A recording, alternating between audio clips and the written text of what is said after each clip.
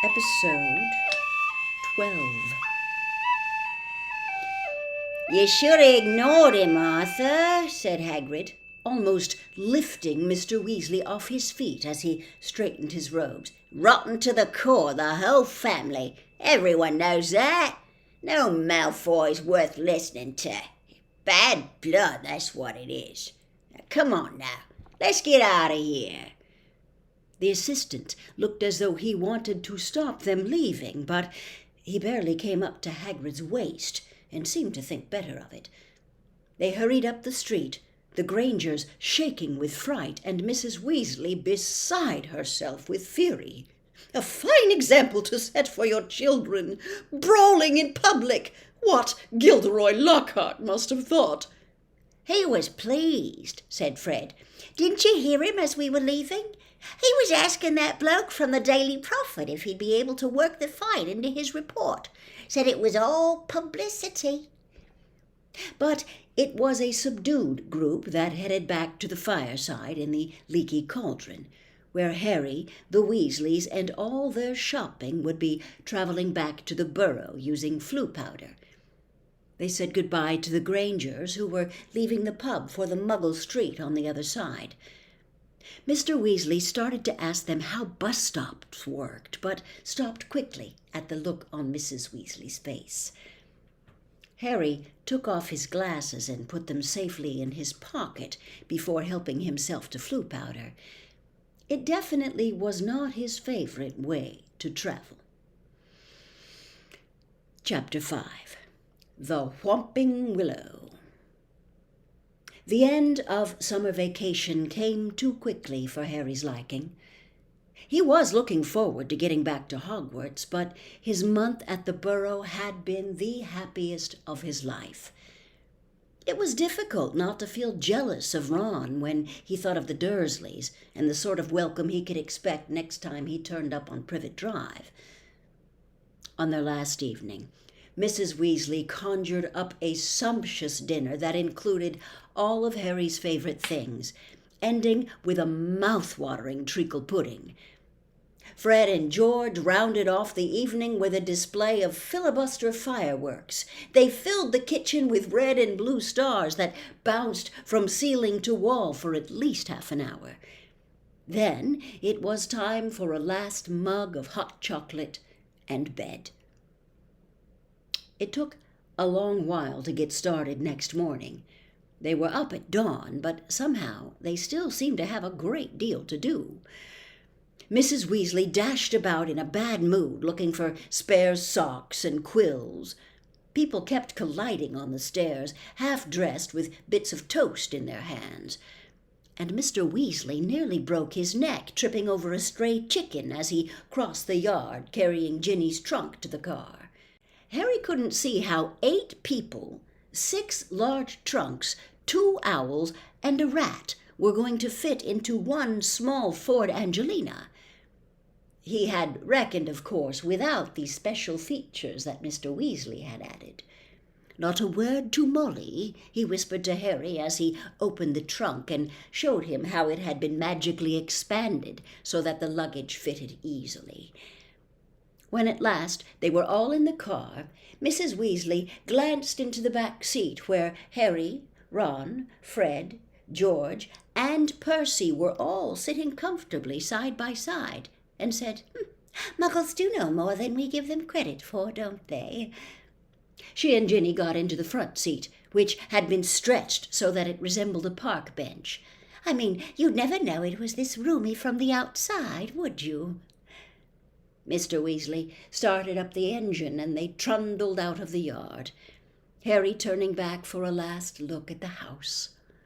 He barely had time to wonder when he'd see it again when they were back.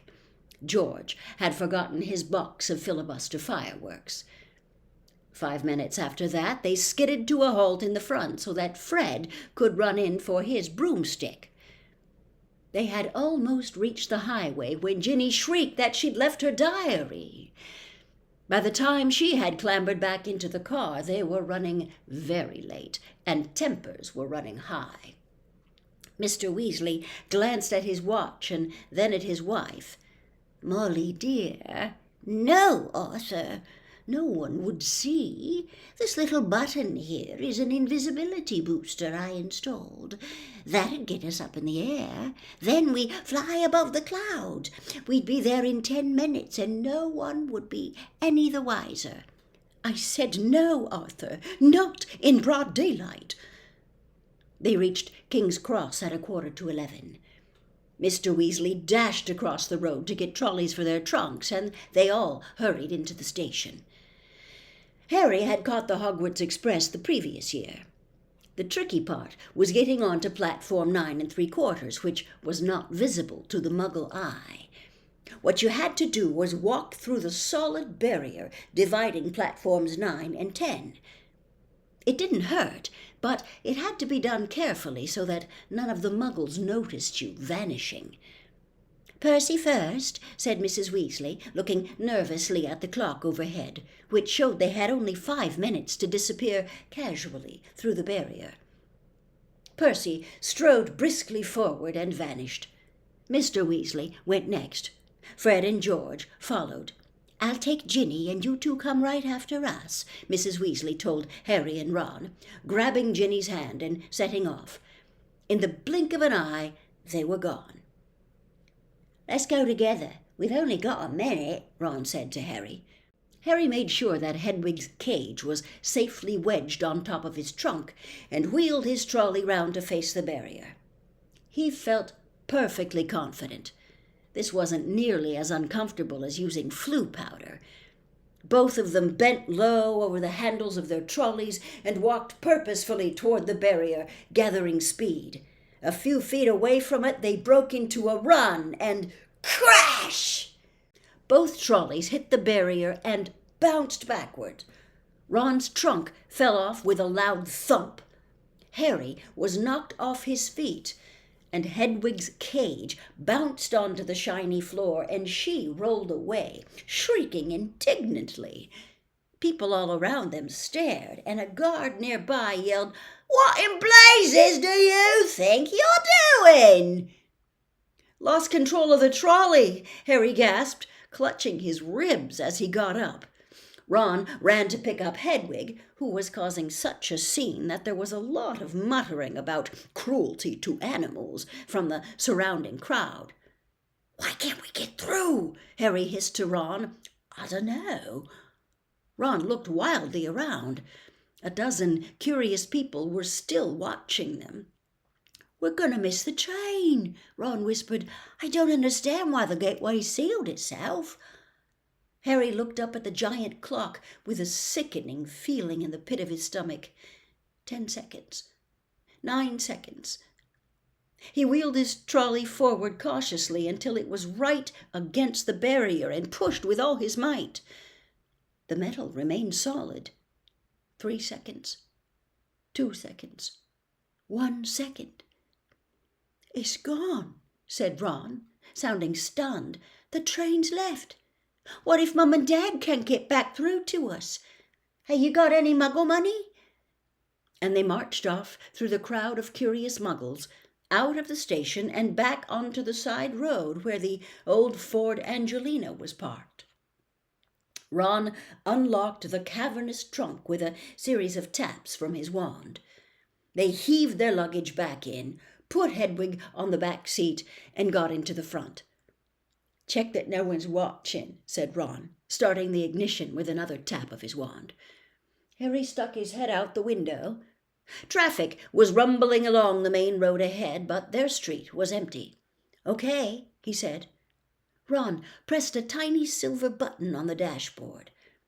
The car around them vanished, and so did they. Harry could feel the seat vibrating beneath him, hear the engine, feel his hands on his knees and his glasses on his nose, but for all he could see, he had become a pair of eyeballs, floating a few feet above the ground in a dingy street full of parked cars. "Let's go," said Ron's voice from his right, and the ground and the dirty buildings on either side fell away, dropping out of sight as the car rose. In seconds, the whole of London lay smoky and glittering before them. Then there was a popping noise, and the car, Harry, and Ron reappeared. "Uh-oh," said Ron, jabbing at the invisibility booster. "It's faulty." Both of them pummeled it. The car vanished. Then it flickered back again. "Hold on," Ron yelled, and he slammed his foot on the accelerator. They shot straight into the low woolly clouds, and everything turned dull and foggy.